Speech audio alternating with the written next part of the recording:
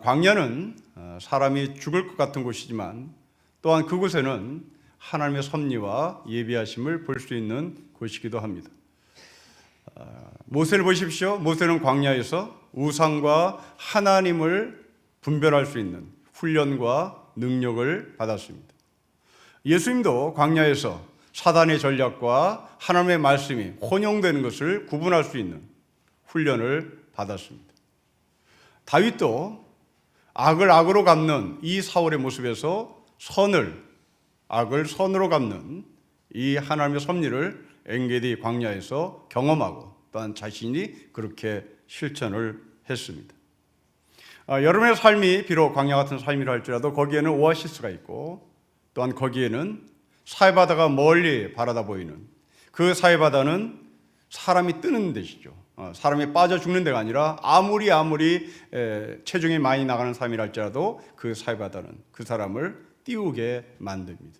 우리가 어떤 상황과 어떤 조건 속에서도 깊이 들어가는 것이 아니라 바로 이 엔게디 광야에서 나는 결코 무너지지 않고 살아나고 그리고 그 사해바다 같은 곳에서 뜨고 가라앉지 않고 떠서 살 수 있다는 하늘의 메시지를 보여줍니다.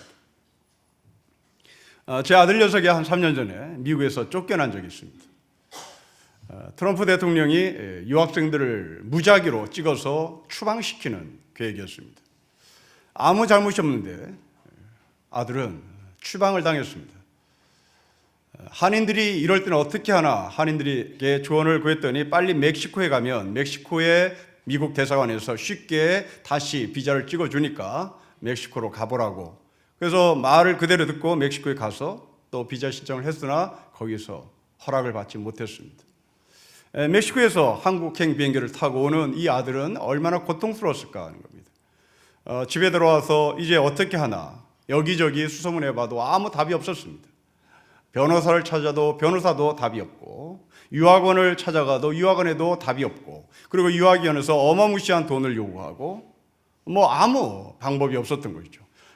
이제 이 아이의 삶은 어떻게 되면 인생이 꼬인 겁니다. 늘 고민했던 이 녀석이 한 2달 후에 대사관에 자기가 직접 어포인트먼트를 했습니다.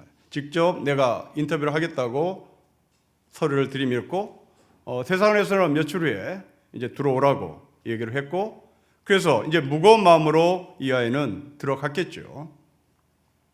그 영사 직원이 아이에게 물었습니다. 왜 너는 멕시코에 가서 비자를 받으려고 했느냐? 아들의 대답입니다. 내가 공부할 게 너무나 많아서 이 공부 시간을 줄이기 위해서 가까운 멕시코에 가서 도장을 받으려고 했다. 영사관의 직원입니다. 그렇구나. 이제 허락을 한다. 도장을 찍어주고 보냈습니다. 여러분 불과 30초도 안 되는 대화였습니다. 아이의 삶은 광야였습니다. 아이의 삶은 무너짐이었습니다. 그러나 하나님의 섭리는 그 엔게디 광야에서 오아시스가 있었고 그 엔게디 광야에서 사해바다가 보였고 그 사해바다에서 아들 녀석은 빠져죽지 않고 떴던 것이죠. 비행기표를 다시 사서 들어갔습니다.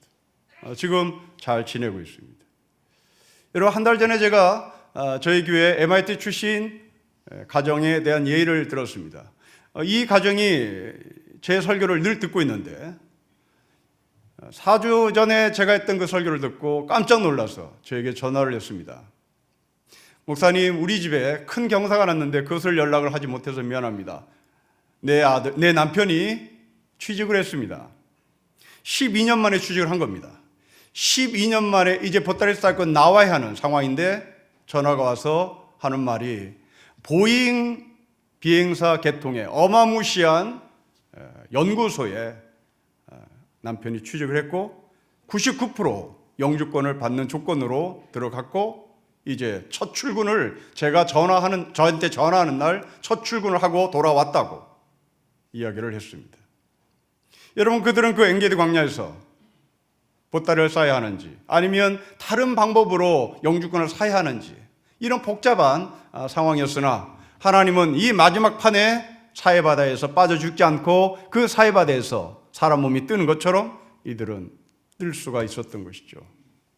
아이들도 이제 좋은 환경과 좋은 조건에서 공부할 수 있게 됐다고 아주 감사의 인사를 드리고 인사를 하고 우리와 같이 기쁨을 나눴습니다.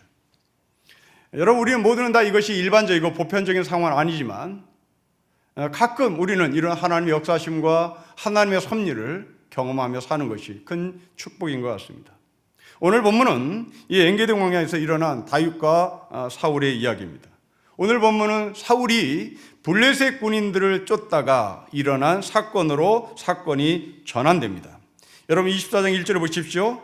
돌아왔다는 것은 블레셋 사람을 쫓다고 돌아왔다는 것은 어느 정도 승리를 거두었다는 말입니다.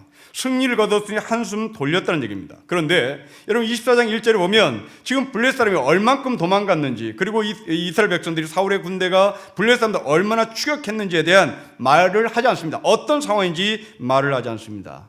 이 모든 것들은 다 생략을 한 채 곧바로 사울과 다윗의 관계로 상황을 넘깁니다.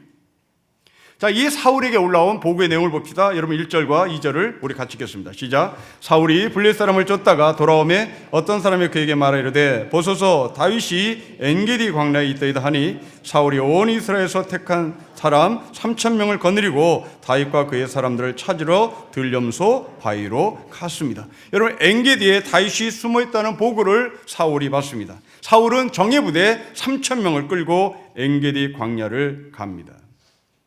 반면에 다윗의 군대는 몇 명인지 볼까요? 다윗의 군대는 600명 정도 됩니다. 여러분 3,000명 대 600명입니다. 여러분 23장 13절을 보십시오. 23장 13절에 다윗과 그의 사람 600명 가량입니다. 다윗의 군대는 600명이었고 사울의 군대는 3,000명이었고 그 3,000명은 고르고 골론 택한 사람입니다. 정예부대입니다. 이 정예부대 3,000명과 그리고 다윗의 뜻을 따랐던 600명이 지금 전쟁을 벌이는 순간입니다. 여러분, 근데 성경은 이 사울이 군대를 모집하는데 항상 3,000명을 기준으로 3,000명을 거닐기를 좋아한 것으로 성경은 우리에게 보여줍니다. 여러분 사무엘상 13장을 좀 가보시겠습니까?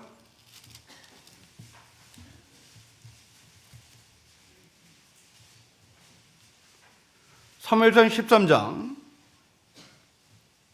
1절 2절 말씀해 보시면 사울이 왕이 될 때 40세라 그가 이스라엘을 다스린 지 2년에 이스라엘 사람 3,000명을 택하여 그 중에서 2,000명은 자기와 함께 막마스와 베델산에 있게 하고 1,000명은 요나단과 함께 베냐민 기브아에 있게 하고 남은 백성은 각기 장막으로 보냅니다. 여러분 사울은 3,000명에 대한 어떤 고집스러움, 3,000명에 대한 어떤 기준을 갖고 있는 것 같습니다. 그런데 사무엘이 하는 말을 보십시오. 여러분 11절로 가보시면 13장 11절에 사무엘에 대해 왕이 행하신 것이 무엇이냐 하니 사울이 대해 백성은 내게서 흩어지고 당신은 정한 날에 오지 아니하고 블레셋 사람은 믹마스에 모였으므로 내가 보았으므로 이에 내가 이르기를 블레셋 사람이 나를 치러 길갈로 내려오겠거늘 내가 여호와께 은혜를 간구하지 못했다고 부득이하여 번제를 드렸나이다 하니라. 사무엘이 사울에게 이르되 왕이 망령 때 행하였도다. 왕이 왕이하는 여호와께 왕에게 내리신 명령을 지키지 아니하였도다. 그리하였더라면 여호와께서 이스라엘 위에 왕의 나라를 영원히 세우셨거늘 지금은 왕의 나라가 길지 못할 것이다. 사무엘이 사울에게 당신이 3,000명의 군대를 택하고 택했으나 이제 당신의 나라가 길게 가지 못했을 것이다 라고 예언합니다. 그 다음에 여러분 15절 보십시오. 우리 같이 읽겠습니다. 시작. 사무엘이 일어나 길갈에서 떠나 베냐민 기브아로 올라가니라. 사울이 자기와 함께한 백성의 수를 세보니 600명가량 됩니다. 여러분 3,000명에서 600명으로 줄어버려요. 그런데 오늘 본문을 다시 돌아가십시오. 여러분 24장 2절에 보시면 그 600명의 군대를 다시 3,000명으로 만들어요.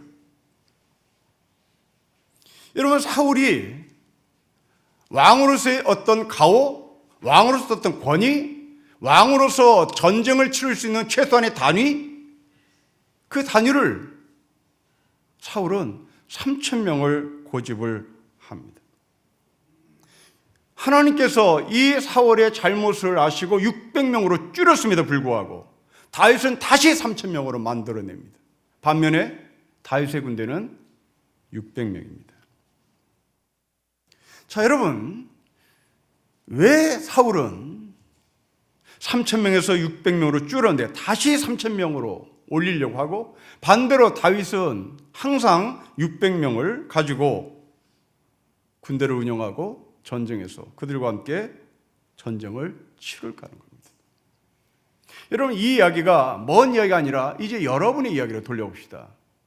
여러분들이 월급을 3천만 원 갖고 살아야 하는 기준, 그런데 여러분이 하나님께서 3천만 원권 안 된다, 너희가 600만 원으로 살아라 하고 600만 원을 줄이면 우리는 다시 3천만 원으로 갖다 놓는 거죠. 이게 사울의 철학이었습니다. 여러분들이 삶을 살아가는데 월급은 이 정도로 돼야 되겠지, 연봉은 이 정도 돼야 되겠지, 그런데 뜻하지 않게 그 연봉이 줄었습니다. 줄자 어떤 방법을 써서라든지 다시 원래의 방법을, 원래 내가 원하는 기준으로 그 연봉을 갖다 올려놓는 것입니다. 여러분, 이게 사울의 철학이었죠. 지금 여기 한 40대 중반, 50대 계신 분들, 중고등학교 다닐 때 여러 선생님들 중에 의식 있는 선생님들께서 여러분들에게 해주신 말이 무엇이었습니까? 성적은 행복순이 아니에요 라는 것을 우리는 정말 열광스럽게 박수를 치면서 그 말을 받아들였습니다. 성적은 행복순이 아닙니다 하고 열광을 치며 박수를 했죠. 그런데 지금 여러분들 어떻게 됐습니까? 여러분들은 자녀들에게 성적은 행복순이라고 가르치고 있잖아요. 여러분, 이 사울은 행복은 성적순이라는 철학에 미쳐있는 사람입니다. 군대는 3,000명이 돼야 되지요. 그래야 우리는 살 수 있죠. 우리는 월급을 얼만큼 갖고 살아야 되는 거죠. 이것이 안 들어오면 우리는 이것을 만들어내야지요. 여러분, 이게 사울의 철학이었습니다. 결국 사울이라는 사람은 하나님의 섭리와 하나님의 주권을 인정하지 못하는 것이죠. 그래 자기가 의지적으로 3,000명을 만들어내곤 합니다. 하나님은 아니라고 말씀하시는데 사울은 하나님의 주권보다 자기의 계획, 자기의 목표점을 앞세워서 3,000명을 채우고야만 합니다. 사랑하는 성도 여러분, 여러분들의 삶의 기준이 무엇입니까? 150만 원은 갖고 살아라. 그럼 150만 원 갖고 살아라 라고 하는 하나님의 섭리와 하나님의 명령 앞에 우리는 순종합니까? 아니면 아니에요, 내 기준은 300만 원이에요. 아니면 내 기준은 3천만 원이에요. 여러분, 그러면 150만 원으로 줄인 사람이 3천만 원을 만들어내려면 우리는 거짓말할 수밖에 없는 거죠. 지금 이 3,000명, 600명에서 다시 3,000명으로 만들어내기 위하여 얼마나 많은 이스라엘 백성들이 고통스럽게 사울의 학정에 시달렸을까요?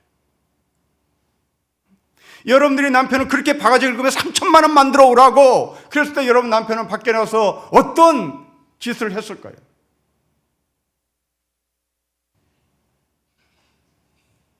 그러나 다윗은 600만 원으로 만족을 하는 겁니다. 600명으로 만족을 하고 그 600명이 하나님의 군대라는 사실을 기억하고 사울과 전쟁도 하고 또 이방 민족과 전쟁을 합니다. 여러분의 계획은 여러분에게 만족을 주지 않습니다. 여러분의 계획이 무너졌을 때는 그것을 채워야만 만족을 갖는다고 생각을 하죠. 그런데 놀랍게도 그 숫자를 채우기 위하여 우리는 잘못된 길을 들어서는 것이고 잘못된 방법을 택하는 것입니다. 여러분, 다시 거듭 말씀을 드립니다. 여러분이 중고등학교 다닐 때 행복은 성적순이 아니잖아요 라고 하는 영화, 행복은 성적순이 아니잖아요 라고 하는 책, 그리고 여러 선생님들이 여러분들에게 그런 것을 말해주시면서 여러분들에게 도전을 줬던 그 이야기는 지금 온데간데 없이 사라지는 어디에 있습니까? 여러분은 행복은 성적순이 아니잖아요 라는 그 카피를 지금도 마음속에 간직하고 있습니까? 왜 여러분 자녀들에게는 행복은 성적순이라고 강요합니까? 그럼 여러분들은 이율배반적인 삶을 지금 살고 있는 거죠. 그때도 여러분이 아니야 행복은 성교순이야 라고 얘기했다면 지금도 자녀들에게 그렇게 해도 별 무관이 없습니다. 별 말 할 필요가 없어요. 그러나 여러분들이 중고등학교 다닐 때는 그것을 박수치고 여러분 자녀들에게는 행복이 성교순이라고 말해버리면 여러분들의 인생 철학은 도대체 어디에 기준을 두고 있단 말입니까? 결국 사울은 자기의 인생 철학을 자기에게 기준을 뒀습니다. 6,000명을 거느리고 이 다윗을 잡으러 가는 광경을 좀 봅시다. 여러분 24장 3절입니다. 24장 3절을 같이 읽겠습니다. 시작. 길가 양에 우리 일인즉 굴이 있는지라 사울이 뒤를 보러 들어가니라 다윗이 그의 사람들이 그 굴 곳에 있습니다. 여러분 3절 말씀 보시면 사울이 용변을 보러 굴에 들어갑니다. 그 용변을 보러 굴에 들어갔는데 때마침 그 굴 깊숙이에는 다윗과 다윗의 군대들이 있었습니다. 여러분 보십시오. 다윗을 잡으려고 지금 600명에서 3,000명을 만들어낸 이 사울이 굴 속에는 용변을 보러 정작 혼자 들어가요. 그 나머지 3,000명 아무 의미가 없는 거예요. 여러분 이게 우리의 삶인 거예요. 여러분들이 3,000명을 만들어냈으면 그 3,000명을 갖고 잘 때나 잠잘지 않을 때나 어느 순간이나 24시간 그 3,000명과 함께 움직여야 되잖아요. 그래야 이것이 효력이 있고 이것이 힘이 있는 거잖아요. 그런데 사울이 그 3,000명을 데리고 24시간 함께 움직일 수 없는 한계에 부딪히는 겁니다. 아니 변을 보러 갔는데 3,000명을 데리고 갈 수는 없는 거잖아요. 용변을 보러 갔는데 누굴 데려갑니까? 혼자 가야지. 아무 도움이 되지 않아요.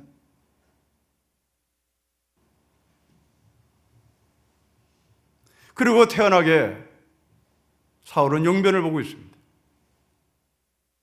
그때 다윗과 다윗의 군대는 사울을 정주준하고 있습니다. 여러분 우리가 가지고 있는 힘 어떨 때는 아무 도움이 안 돼요. 여러분이 갖고 있는 졸업장 아무 쓸데 없을 때가 있다고요. 여러분이 갖고 있는 경력 그건 누가 알아준다고요? 우리나라 서울대학 졸업한 사람들이 세계 무대에 나가면 그 졸업장 알아주나요? 알아주지 않아요. 이게 어느 대학인지 물어요.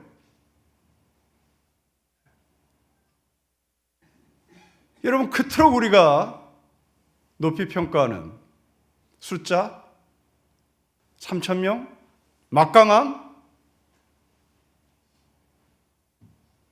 그러나 용변을 보는 사울에게 그 3,000명은 무용지물이었습니다.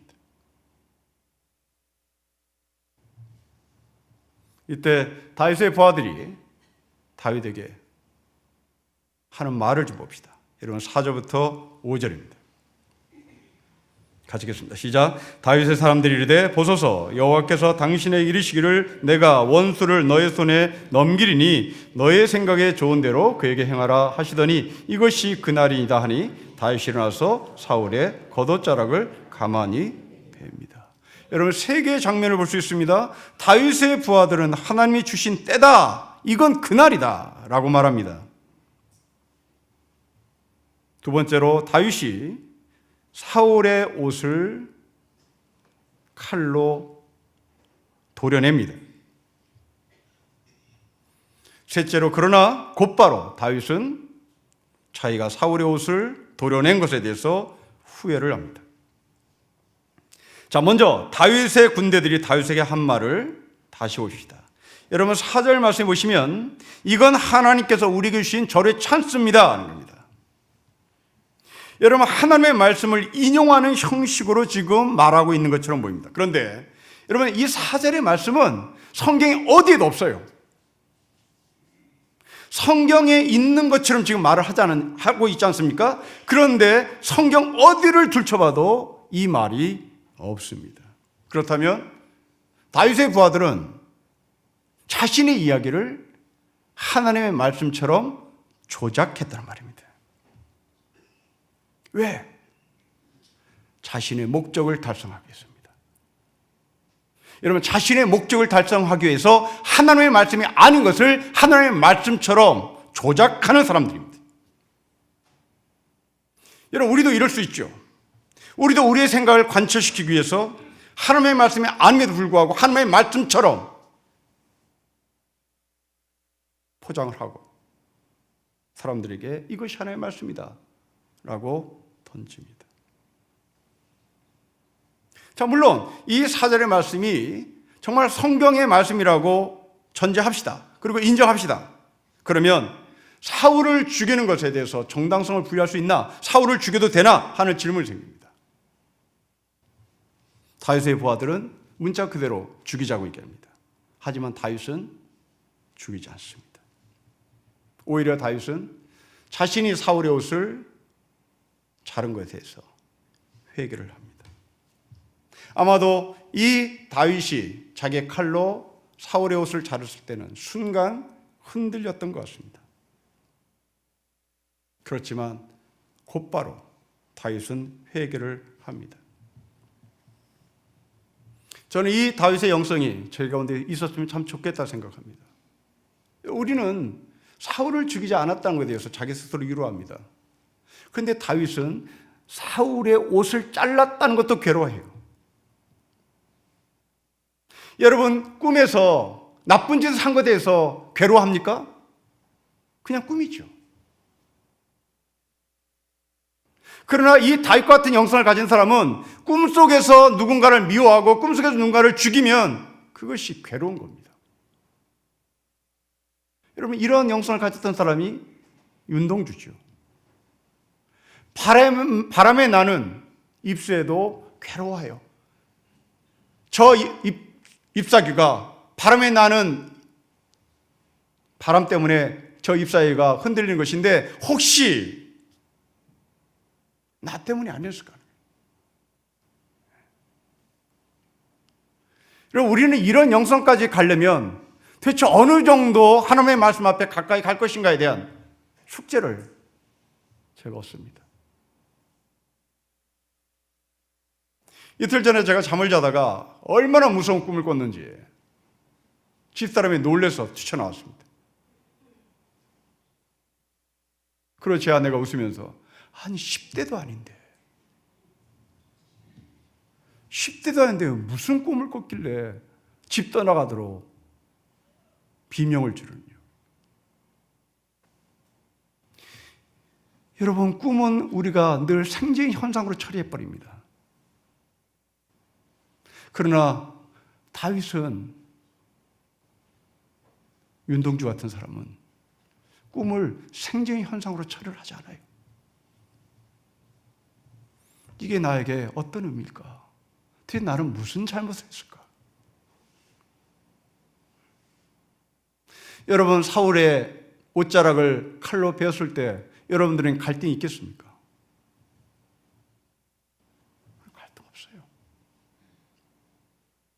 내가 너를 살려줬다. 그런데 내가 너를 살렸다는 증거로 이 옷을 잘랐을 뿐이다 하고 자기를 합리화시키고 자기가 더 위대한 사람으로 치켜 올라가는 거죠. 그러나 다윗은 괴로워합니다. 회개를 합니다. 여러분, 성경을 해석하는 기준입니다. 내 자신을 위해서 해석하는 것인가? 아니면 하나님을 위하여, 생명을 위하여 성경 말씀을 해석하는가? 여러분들 혼자 큐티할 때 어떻게 해석하고 적용합니까? 전부 다 아전인 성격이죠. 전부 다 자기 편입니다. 굉장히 위험하죠. 때문에 큐티를 하는 사람끼리 모여서 내가 잘못한 하나님의 음성을 들었는지를 점검해야 하는 겁니다. 다윗은 사울을 죽이지 않고 자기가 사울의 옷을 잘랐다고 하는 것에 대해서 사람들 앞에 자랑하는 것이 아니라 괴로워합니다. 회개를 합니다. 여러분들은 이 상황이면 다윗의 회개가 있겠습니까? 아니면 내가 사울을 살려줬다고 자랑하는 쪽으로 해석을 하시겠습니까? 자, 이제 회개한 다윗을 봅시다. 여러분 6절부터 7절입니다. 우리 같이 읽겠습니다. 시작. 자기 사람들에게 이르되 내가 손을 들어 여호와의 기름 부음을 받은 내 주를 치는 것은 여호와께서 금하신 것이니 그는 여호와의 기름 부음을 받은 자가 됨이 하고 다윗이 이 말로 자기 사람들을 금하여 사울을 해하게 하지 못하게 아니라 사울이 일어나 불에서 나가 자기 길을 갑니다. 여러분 6절과 7절에 금했다는 말을 두 번씩 반복합니다. 명령했다는 얘기입니다. 절대 하면 안 돼라고 얘기하는 겁니다. 여러분 지금은 전쟁 상황입니다. 전쟁이라는 것은 사람을 죽이는 것이 선인 세상이에요. 사람을 죽이지 못하는 것이 바보인 겁니다. 법으로 인정한 살인의 장소가 전쟁터입니다. 사람을 많이 죽이면 죽일수록 훈장을 받는 상황입니다. 그런데 다윗은 군인들에게 죽이지 말라고 두 번씩 반복합니다. 여러분 왜 그랬을까요? 다윗이 휴머니스트라 그렇습니까? 다윗이 사회 동포주의자 그렇습니까? 성경은 그렇게 말하지 않습니다. 다윗이 사울을 죽이지 못하는 이유는 6절 말씀에 하나님의 기름 부음을 받은 것입니다. 하나님의 기름 부음을 받은. 여러분 우리는 이 6절의 말씀에 어떤 누구도 토를 달지 않아요. 사울이 하나님부터 기름 부음을 받았으니 이제 하나님이 알아서 하시겠지로 가는 겁니다. 그런데 그 기름 부음 받은 사람을 지금 이 시대는 누구로 칭하느냐면 목사로 칭하죠. 그럼 목사가 잘못해도 이 본문의 말씀을 근거로 목사를 반대하면 안 된다. 내버려 둬야 된다고 얘기하죠. 여러분 교회에 심각한 문제가 났을 때 외부에서 그 문제를 해결하기 위하여 들어온 목사는 항상 이 본문을 끌어들입니다. 그리고 기름 부음 받은 목사를 손대지 마세요. 하나님이 알아서 합니다. 교인들이 이 말을 듣고 성경이 있으니 특히 우리나라 교인들은 문자주의자니까 고개를 끄덕끄덕거리며 잘못한 그 목사에 대한 문제를 뒤로 밀어버립니다. 하나님이 하실 것이다. 그런 사이에 목사는 더 나쁜 짓을 하지요. 자, 우리 교회에 이런 일이 벌어졌다고 가정합시다. 여러분들은 거부할 것인가? 아니면 이 본문의 말씀을 그대로 받아들일 것인가? 거부한다면 도대체 무슨 논리로 거부할 것인가? 여러분이 답하셔야 됩니다. 여러분 제가 사람을 죽였습니다. 아니 제가 교회 여자 성도를 부적절한 관계를 범했습니다. 교회가 난리 났습니다. 노예 목사님이 오셔서 문제를 해결한다고 오늘 이 본문의 말씀을 근거로 하나님께서 기름 부으신 목사님 손대지 마세요. 그렇다면 여러분들은 어떤 논리를 들어서 아니라고 말하시겠습니까? 여러분 기름 부음을 받은 사람이 목사만입니까? 여러분들이 누굽니까? 여러분들이 기름 부음 받은 사람이라는 사실을 모르십니까? 여러분들이 왕 같은 제사장의 사실을 모르십니까? 왜 목사만입니까? 기름 부음에 대해서 우리 모두 동의하지만 그 기름 부음이 왜 목사에게만 해당되냐 말입니다. 성경은 모두 우리에게 기름을 부은 하늘의 백성이라는 사실을 인정하고 그것을 글로 남깁니다. 베드로 사도가 우리가 말했습니다. 당신들은 왕 같은 제사장이다. 당신들은 기름 부은 사람이다. 그러면 목사를 그렇게 옹호하고 목사를 이렇게 살려주려면 교회 안에 그런 성도까지도 동일하게 인정을 해줘야 된다고 말을 해야 되는 것입니다. 우리 앞으로 로마서 1장 하반부를 만나면 이런 이야기가 나옵니다. 1장 하반부부터 이방인들에 대하여 사도 바울은 아주 자세하게 나열합니다. 거기에 이방인들은 여자들을 버리고 남자들을 찾아요. 이 남자들이 여자들을 막 버립니다. 자기 아내를 버려요. 그리고 여자들을 막 찾습니다. 그런데 이것도 재미가 없으니까 이 남자들이 또 남자들을 찾기 시작합니다. 소위 동성애가 막 늘어나는 겁니다. 자, 한국교회에 아주 못된 사람들은 이 동성애자들을 보면서 정죄를 하죠.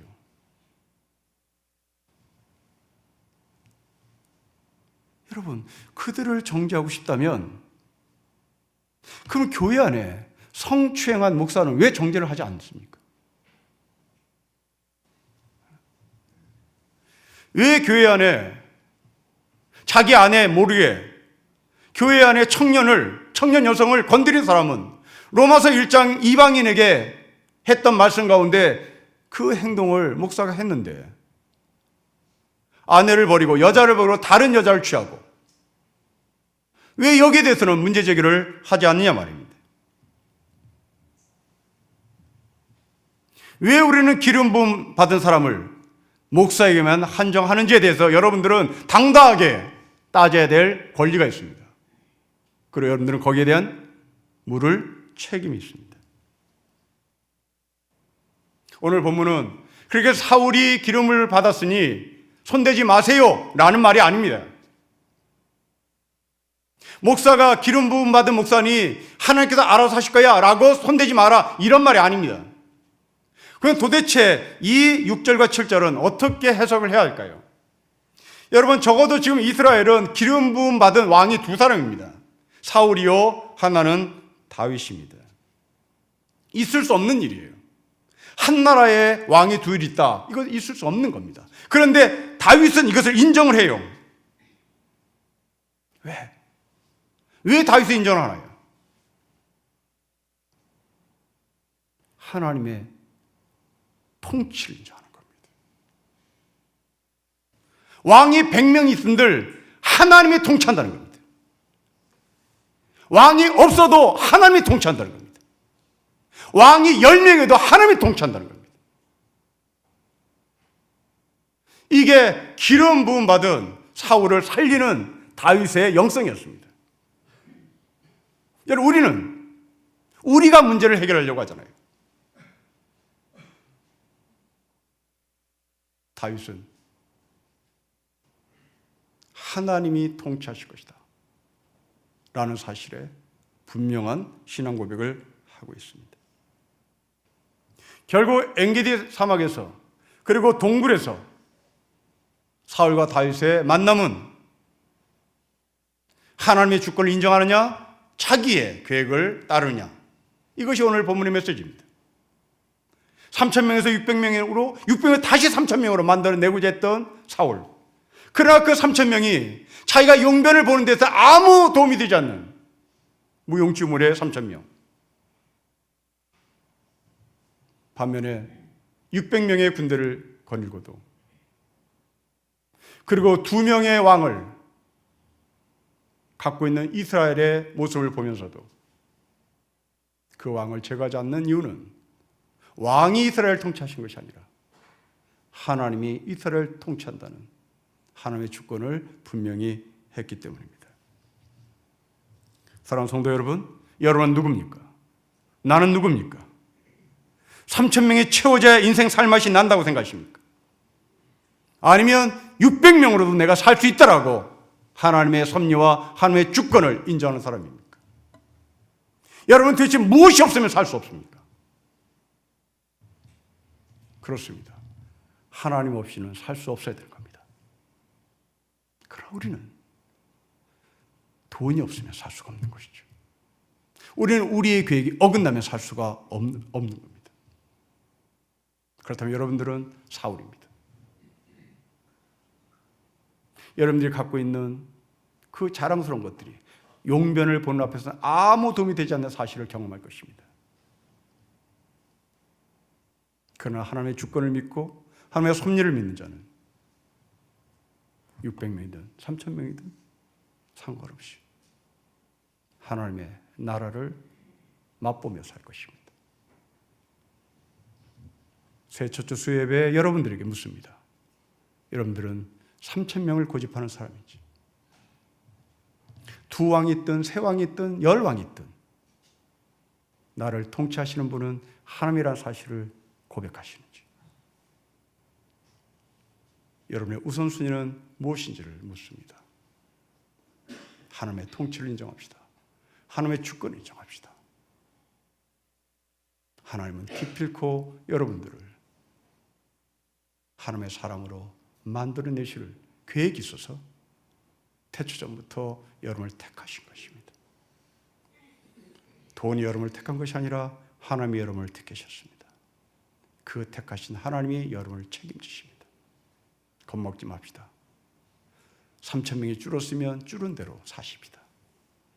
하나님의 주권을 인정하는 우리 모두가 되시기를 주 이름으로 축복합니다. 기도하겠습니다.